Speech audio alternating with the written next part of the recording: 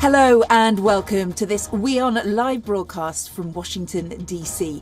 I'm Kate Fisher, and in this bulletin we'll get you updates on the stories that are developing around the world. Our focus remains on the United Nations General Assembly and key meetings taking place on the sidelines of UNGA. First up, the headlines.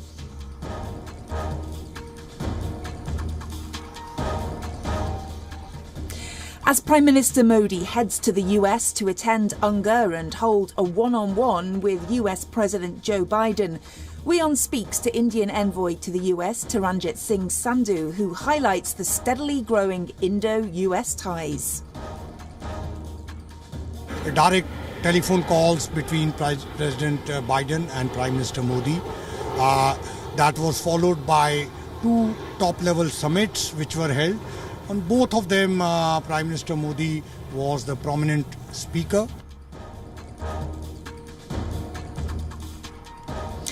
President Joe Biden will announce US plans to donate an additional 500 million COVID vaccines as he hosts a virtual summit on the pandemic on the sidelines of the United Nations General Assembly.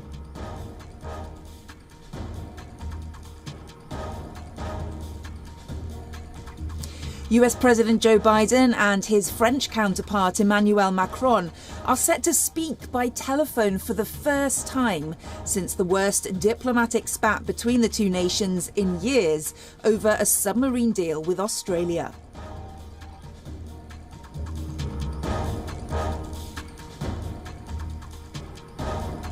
In its quest for legitimacy, the Taliban now seeks a place on the global high table as it asks the United Nations to nominate their spokesman Suhail Shaheen as Afghanistan's UN ambassador.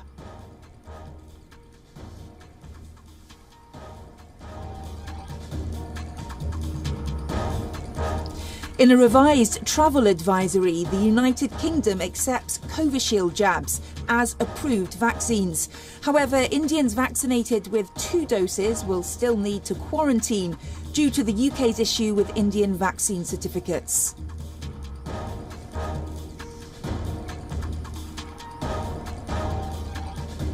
Ukraine's President Volodymyr Zelensky promises a strong response after gunmen opened fire on a car carrying his senior aide in an apparent attempted assassination.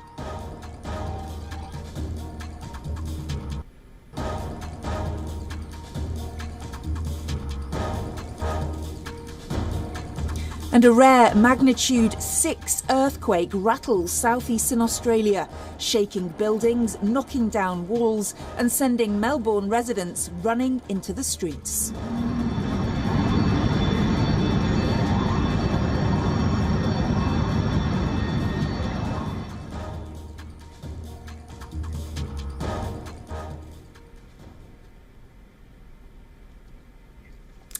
In around 2 hours' time, President Biden will host a COVID-19 virtual summit. It's a push to end the pandemic on the sidelines of the UNGA. The aim of the summit is to bring together world leaders, health professionals and NGOs with a singular message to end the pandemic by 2022. On the agenda for the summit are 2 main goals. Firstly, Mr. Biden will challenge world leaders to vaccinate 70% of their country's population by September 2022. Secondly, the US plans to donate an additional 500 million Pfizer vaccines to the rest of the world. This will bring its total vaccine commitment to 1.1 billion. Yesterday, at his first speech at the UN General Assembly, Biden emphasised America's commitment to end the pandemic. He said that the US had put more than $15 billion towards the global COVID response, shipping more than 160 million doses to other countries who needed them. Wealthy nations have been criticised over vaccine inequity across the globe. Huge disparities exist between countries, those with ample supply and others that have barely started their vaccination drives yet. Just 3.6% of Africa's eligible population has been inoculated, while here in the US, 54% of the population is fully vaccinated. Well, yesterday, UN Chief Antonio Guterres slammed the world's vaccine rollout, calling out the inequitable distribution of COVID-19 vaccines. On the one hand, we see the vaccines developed in record time, a victory of science and human ingenuity.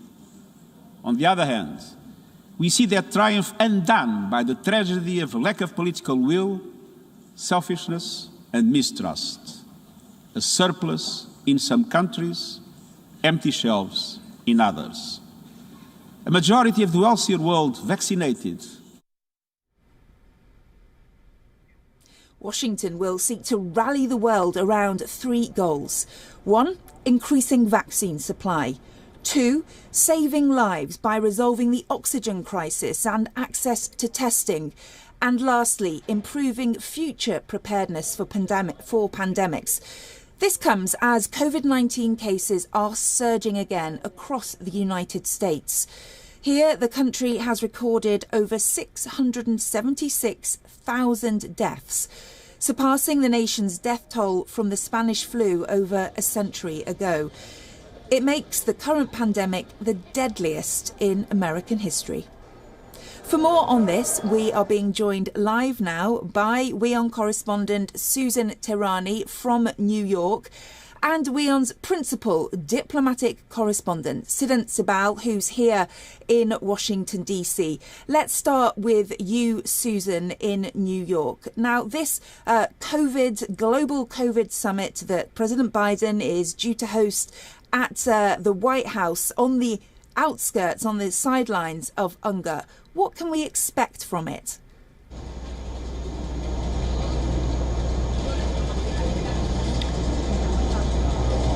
It's a summit that's been anticipated for months and weeks, and it's finally here. As you mentioned, the U.S. will announce that it's purchasing from Pfizer an additional 500 million doses of vaccine to distribute to underdeveloped countries around the world, stressing with no strings attached. This brings the number of vaccine donations on the part of the United States to 1.1 billion. The hope, it's an ambitious one, is to end this pandemic by 2022 globally.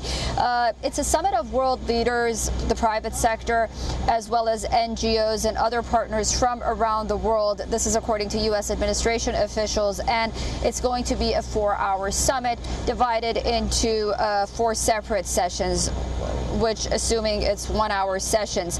The first one being calling the world into account. The second one, save lives now. The third one, we're all familiar with, the slogan of Build Back Better. And finally, the wrap-up ceremony or the session will be hosted by and taken part by U.S. Secretary of State Anthony Blinken and moderated by a COVID official from the Biden administration, and calls on world leaders, expected to call on world leaders to take more action this fall and winter, with U.S. taking a leadership role in tackling this pandemic. Susan, thank you so much there in New York. Let's move now to the White House, where we have Siddhant. Siddhant, Prime Minister Modi is headed to the US, and he's already sent a recorded message ahead of this virtual summit on COVID. What will India's stance be at this meeting? Well, India will be talking about, when it comes to the COVID crisis, how it dealt with the COVID crisis, how it is a country which has the capability to produce vaccines. We know that India had a program which is called Vaccine Maitri, under which India exported vaccines. This initiative started in the month of January, and we know that almost 95 countries have been given vaccines under this initiative. But of course, it was suspended in the month of April due to the second wave of of deadly COVID crisis in India. It is now due to start again. It is going to start in the last quarter of this year. That is positive news, especially when it comes to India's neighborhood. But if we look at how the trajectory has been when it comes to vaccination drive in India, it has been growing very fast. India, of course, has been talking about it, and this experience the Indian Prime Minister is expected to talk about during this important summit and of course hosted by the US President Joe Biden. This, interestingly, is the second time that the Indian Prime Minister is participating in a meeting led by US President, proposed by US President Joe Biden. The first, of course, was the climate change meeting, in which the Indian Prime Minister was one of the prominent speakers. But undoubtedly, Quad is something that is also focusing on the COVID crisis under the first virtual meeting that happened on 12th of March. The key outcome was the Quad COVID vaccine initiative, under which vaccines will be manufactured in India. These are American vaccines which will be getting logistical and financial support from Japan and Australia. So in terms of Quad member countries working together, there can be references. I can say this because we know that the US President Joe Biden talked about Quad as a grouping at the United Nations General Assembly during his maiden address at the United Nations General Assembly. So this time, of course, there can be references, but undoubtedly an important summit happening at a time when we have seen that how COVID crisis has devastated large parts of the world, including here in America. Sivan Sibal at the White House, thank you so much. And we will, of course, be following developments from that summit here throughout the day on WION. We're also following the United Nations General Assembly as it gets underway for a second day. Prime Minister of India, Narendra Modi, has embarked on a 3-day visit to the United States. These coming days will be packed with multiple engagements, meetings and an address at the UN General Assembly. This is Prime Minister Narendra Modi's 7th visit to the US since his party, the BJP, came to power in 2014.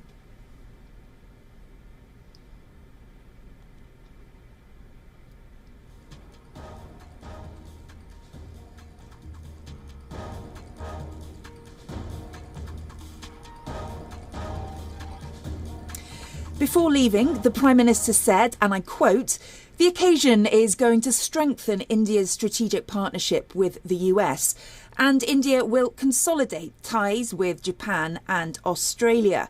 He also tweeted about his visit, saying that India will continue dialogue and exchange views on areas of mutual interest and discuss global issues and explore ideas for cooperation between India and the United States.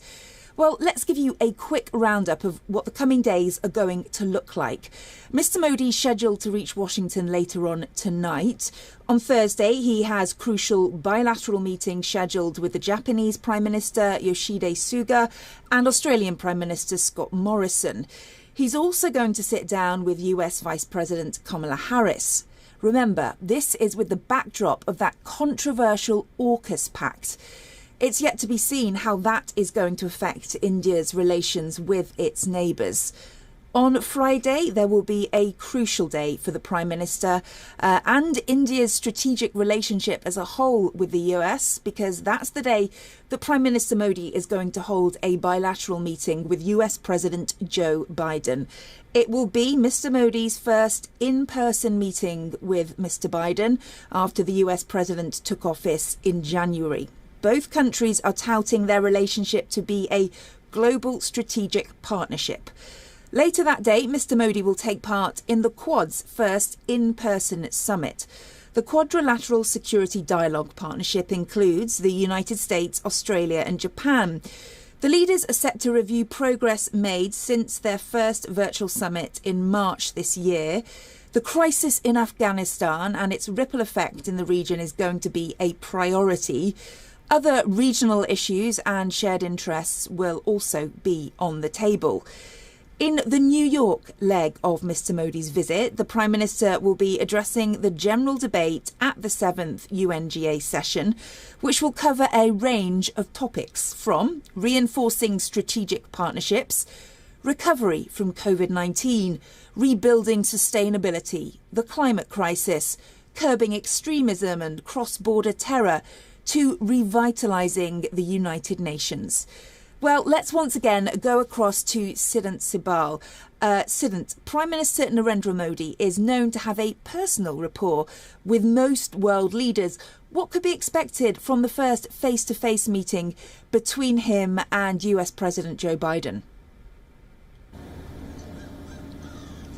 Well, previously, the Indian Prime Minister Narendra Modi shared warm ties and camaraderie with the former US President Barack Obama, with Donald Trump. We still remember the visuals from Howdy Modi and from the Ahmedabad event. In fact, his famous slap on the hand of the US President Donald Trump on the sidelines of the G7 meeting in France as well. But this will be their first in-person meeting, so we do expect the body language to be read a lot. And we also know that both leaders have been engaging off and on. They have been speaking, they have in fact spoken 3 times. They have been part of virtual meetings, so engagement continues.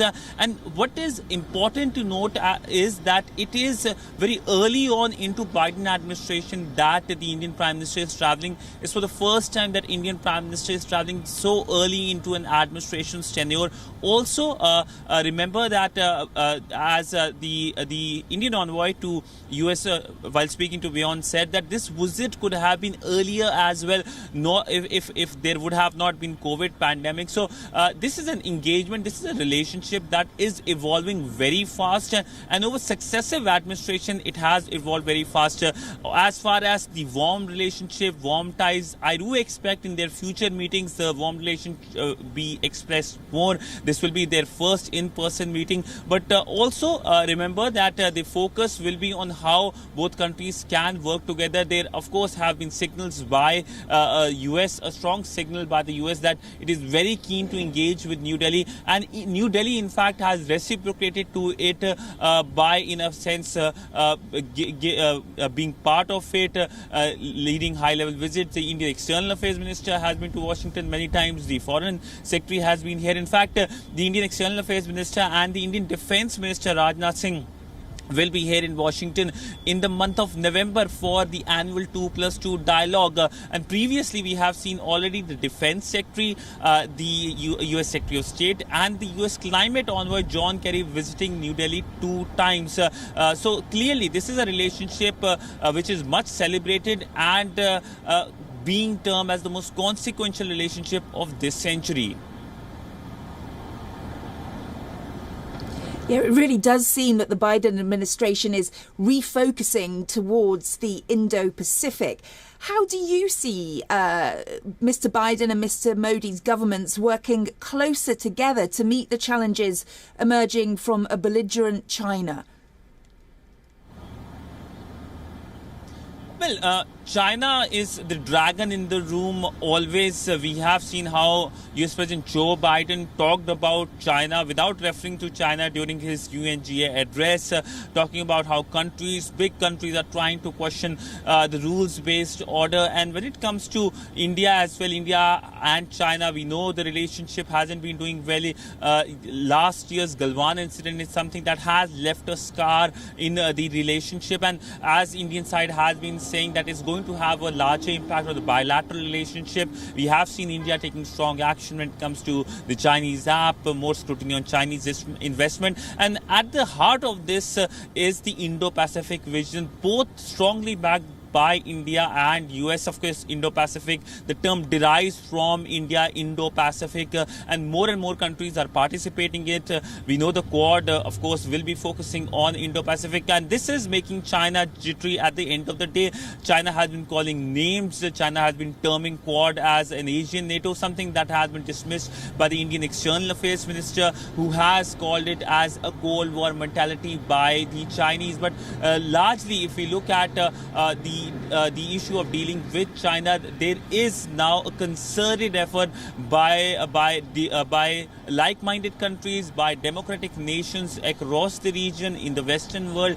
in Asia, in of course South Asia, now engaging together and taking steps, and steps that is not of course on your face, but steps like on technology, steps like on the COVID crisis. The Quad has been meeting in a Quad plus manner last year, at many times virtually at the foreign secretary level. Also on supply chains, we know India, Australia and Japan have now supply chain mechanism under which they want to make new supply chains not excessively dependent on China. So it is clearly looking as a world that is heading towards China versus the rest, primarily because of the aggressive action by the regime in Beijing. Sivan Sabal at the White House, thank you very much. Well, we're going to shift our focus up the road now to the United States House of Representatives. The Democrats have prevented a shutdown of the US government by voting to fund the government into early December, suspend the federal debt limit, and to provide disaster and refugee aid, setting up a high-stakes showdown with Republicans who oppose the package despite the prospects of a looming fiscal crisis. The US government funding is set to expire on September the 30th, but the stopgap bill the House approved will extend funding and keep the government open until December the 3rd. The interim bill, called the Continuing Resolution, includes a suspension of the US debt limit. A debt limit is basically the maximum amount that the US is allowed to borrow to pay off its debts. If the government breaches that limit, it would mean that it's unable to pay what it owes and it would default on its loans. So why is the debt limit raised or suspended? Well, the government raises it to allow the US Treasury to pay for spending that's already been approved. It does not greenlight new spending. The national debt limit has been raised or suspended over 100 times since 1917 when it was first introduced. The US federal government relies on debt, regularly spending more than it raises in taxes, and that's why the government's debt currently exceeds $28 trillion. The Democrats have suspended the debt limit until after next year's midterm elections in order to avoid defaulting on loans, and defaulting would be an economic catastrophe. Interest rates would spike, the stock market would collapse, value of the US dollar would plummet. Spending on critical programs would have to freeze, and an even greater risk. The dollar is the world's reserve currency, meaning that other governments depend on it holding its worth. So defaulting would impact global financial markets and shake the world's confidence on US currency. That's why America has never defaulted, as Democrats stressed in the House. This is not a Democratic debt. It's not a Republican debt. It is our debt. It is the debt of the United States of America. We don't welch on our debts. We pay our debts. The Democrats include $28.6 billion in new disaster aid for states hit by hurricanes and wildfires. It also allocates $6.3 billion for resettling Afghans who were evacuated after the fall of Kabul to the Taliban. In theory, the measure would buy legislators time to negotiate full-year spending bills for the rest of the 2022 fiscal year. But with Republicans dead set against it, it's almost certain to fail in the evenly divided upper chamber, where it would need Republican support to bag the necessary 60 out of 100 votes available. US Treasury Secretary Janet Yellen has warned that failing to raise the debt limit could send the US economy spiralling, just as it's recovering from the pandemic. Is the financial crisis? That's all we have time for today on today's WION Live Broadcast from Washington, D.C. But do stay tuned to WION for the most comprehensive coverage of the UN General Assembly throughout the week. Bye-bye.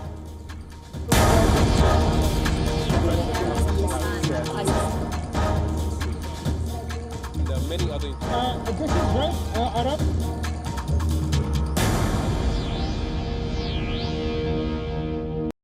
the China